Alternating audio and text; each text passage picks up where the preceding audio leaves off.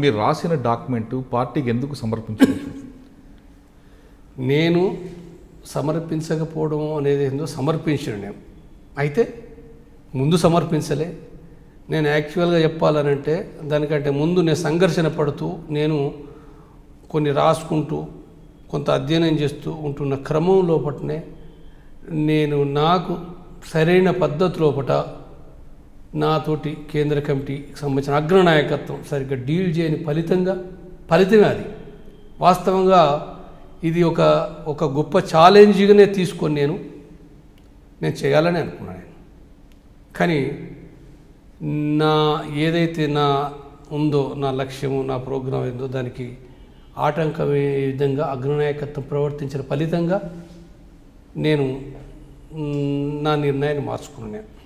నా నిర్ణయాన్ని మార్చుకొని అక్కడే ఉండే ఈ డాక్యుమెంట్ ఇప్పుడు ఏదైతే ఉందో అక్కడే ఉండి అక్కడే రాసి వాళ్ళకి ఇచ్చిన, కేంద్ర కమిటీ మెంబర్స్కి ఇచ్చిన, నేను విషయం చెప్పిన, మెంబర్స్ మొత్తం కమిటీ మీటింగ్ కాదు, కొంతమంది మెంబర్స్ అగ్రనాయకత్వానికి నేను చెప్పిన, వాళ్ళు దానిపైన ఏదైతే స్పందించే పద్ధతి ఉందో కరెక్ట్గా లేని పరిస్థితిలో సాధారణంగా చెప్పారు, ఉండు, మాట్లాడు, చర్చించు అని చెప్పారు.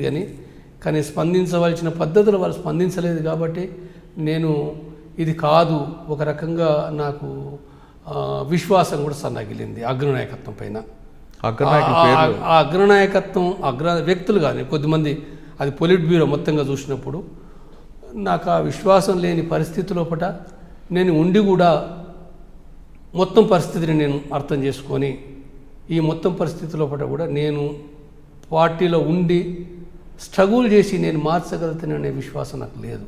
ఈ లేని పరిస్థితి లోపలనే నేను అక్కడ ఉండి ఇబ్బందులు పడే కంటే కూడా దానికి బదులు బయటికి వెళ్ళడమే ఉత్తమం అనేది నేను అనుకుని నేను బయటకు వచ్చిన. వచ్చాను. నేను బయటకు వచ్చిన తర్వాత మీకు ఇక్కడ వ్యవస్థ ఏ విధంగా మీకు స్వాగతం పలికింది? వ్యవస్థ అనేది ఎంతో, వ్యవస్థ లోపల ఇక్కడ అన్ని సమస్యలు ఉన్నాయి. ఇవాళ ఒకప్పటికి ఇప్పటికీ ఒకరోజు భూస్వామ్య వ్యవస్థ ఉన్నది, ఇవాళ పెట్టుబడిదారు వ్యవస్థ ఉన్నది. భూస్వామ్య వ్యవస్థ అంటే మంచిదని కాదు, అక్కడ ఉండే అన్యాయాలు అక్రమాలు అన్నీ ఉన్నాయి దానికి. ఇవాళ పెట్టుబడిదారు వ్యవస్థ లోపల ఏమైందని అంటే భూస్వామ్య వ్యవస్థ లోపల దోపిడీ అణచివేతలు ఉన్నాయి, కానీ కుటుంబం లోపల బంధాలు ఒక రకంగా ప్రేమపూర్వకం ఉన్నాయి. ఆ రోజు పోల్చుకున్నప్పుడు మొత్తంగా అంత బాగున్నాయని కాదు. ఆ రోజుకు నేను పోయే నాటికి ఈ రోజు కనుక గమనిస్తే ఇవాళ ఎట్లయిపోయినాయంటే బంధుత్వాలు అనేటివి అవుతున్నాయో అవి అసలు డబ్బులతోటి సంబంధాలు ఉన్నాయి. ఇవాళ మొత్తం కంప్లీట్గా ఇవాళ అన్నదమ్ముల మధ్యన అనుబంధం అవి ప్రేమపూర్వకంగా ఏం లేవు. తల్లి కొడుకుల మధ్యన కూడా ఏం లేవు.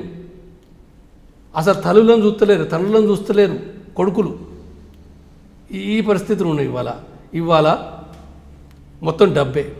ఒక గురువు అంటే రెస్పెక్ట్ లేదు, గురువు స్టూడెంట్ తోటి ఉండవలసిన పద్ధతి లేదు, అంత డబ్బు సంబంధమే. ఒక డాక్టర్ అంటే ఒక రోజు ఉన్న డాక్టర్ ఇవాళ ఆ డాక్టర్గా లేడు. డాక్టర్ అంటే చాలా నిజాయితీగా వర్క్ చేసాడు, కానీ ఇవాళ డాక్టర్లు అంటే మేజర్గా నేను చెప్తున్నా, కొద్దిమంది వేరు ఇప్పటికి. కానీ మేజర్గా ఏంటంటే డబ్బులు గుంజడం లక్షలు కూస్తున్నారు.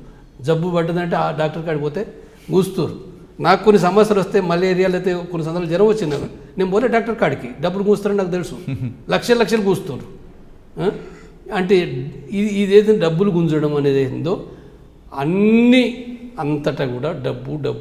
For more videos, subscribe to iDream. And loads of fun entertainment and content, do watch iDreams. Do subscribe iDream Media. దయచేసి iDreams మీరు సబ్స్క్రైబ్ చేయాల్సిందిగా నేను కోరుతున్నాను. I am Dr. Nayak, DT Nayak. For more videos, please subscribe to iDream. Please subscribe iDream News. Please subscribe iDream. Please subscribe iDreams. మీరు చూస్తున్నారు iDream News.